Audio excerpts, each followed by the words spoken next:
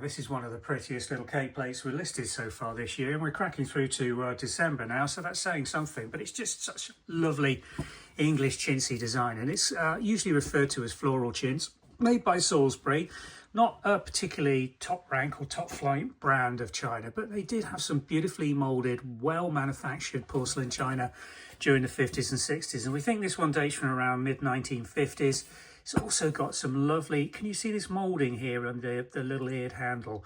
I say little eared handle, this is quite a pronounced earring, goes from just over 9 inches to 10.5 inches between these two eared handles, both of which have got beautifully moulded detail. And although you don't necessarily see that from a distance, when you come to pick these things up, it just gives you that tactile sense that some extra care and attention has gone into the moulding of this particular piece of china. Salisbury black crown marks, typical mid-century.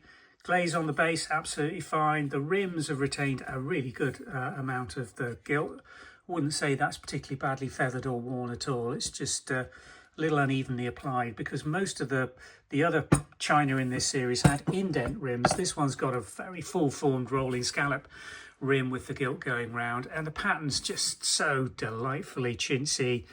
Good colour combinations, and it just flows and completely covers the whole of the cake plate surface. We've got trios in this design, and I'm just about to list the sugar basin. Don't think there was a milk jug that came with it, unfortunately, and no teapot, but it's just such a beautiful trio set and a cake plate set, and potentially the sugar basin just to add into a harlequin set of English bone china. If you're putting together a mixed collection, this is an absolutely beautiful little piece to consider. Available from the Vintage and Antiques website on the link below, and I'll also try putting a link into the trios and the sugar basin if YouTube lets me do so. Thanks for watching.